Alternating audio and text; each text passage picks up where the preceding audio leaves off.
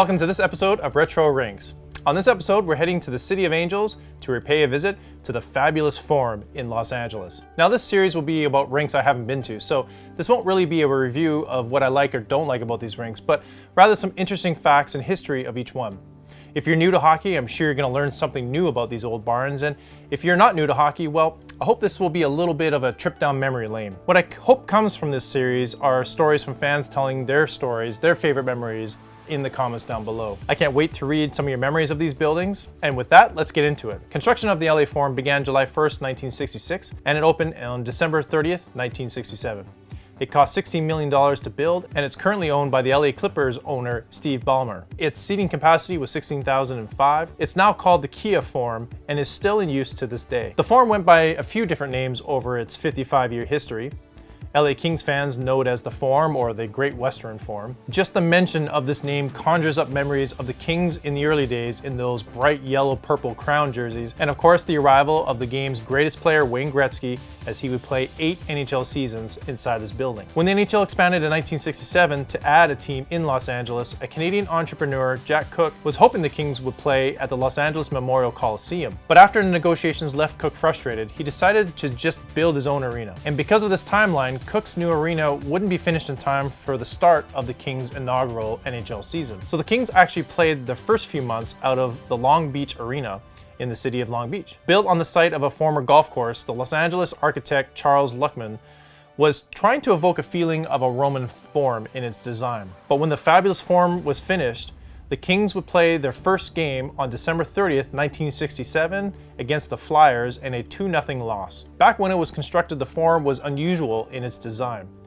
At the time, it was one of the first sports venues to have no extensive internal support pillars, meaning that there wouldn't be any obstructed views for fans. 70% of the seats were between the goal lines, and with no luxury boxes getting in the way, no seat was more than 170 feet from the playing surface. Because it was in the City of Angels, it would see almost every famous musician and entertainer perform inside its walls, and it would attract celebs and stars to watch the games. In 1979, Cook sold the Forum in a package deal including the Kings and the Lakers to Jerry Buss for $67.6 million. Kings fans remember some of hockey's most iconic moments played at the Forum, including some of hockey's most famous players: Marcel Dionne and the Triple Crown line, Butch Goring, Dave Taylor, Rogie Vachon, Lucky Luke Robitaille, Kelly Hrudey, Jari Kurri, Tony Granato, Bernie Nichols.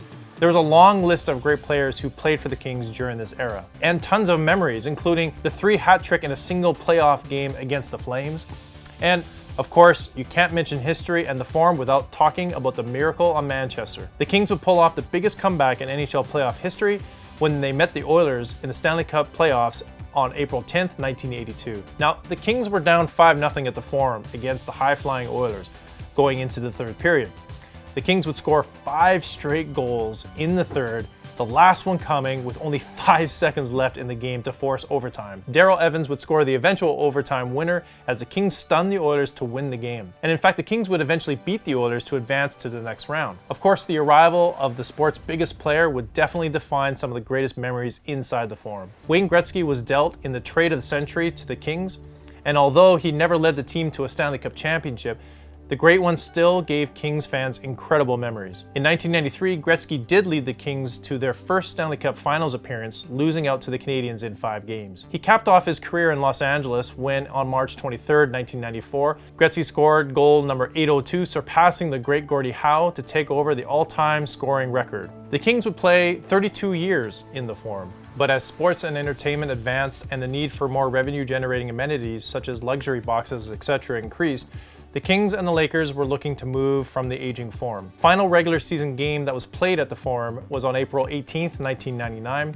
in a 3-2 loss to the St. Louis Blues. But the actual last Kings game was a preseason game on September 20th, 1999, when the Kings hosted the Ducks and beat them 8-1. The last game was a chippy affair with lots of fights and 149 penalty minutes dished out. The Kings would then move into their new home, the Staples Center, in 1999. But the Forum was far from done when the Kings left. It was acquired in 2000 by the Faithful Central Bible Church and was used for church services and was leased out to host sporting and music events. In 2012, the Forum was purchased by the Madison Square Garden Company for $23.5 million, and the Forum saw a major renovation in 2014 totaling $76.5 million. In March 2020, Los Angeles Clippers owner Steve Ballmer purchased the Forum for $400 million.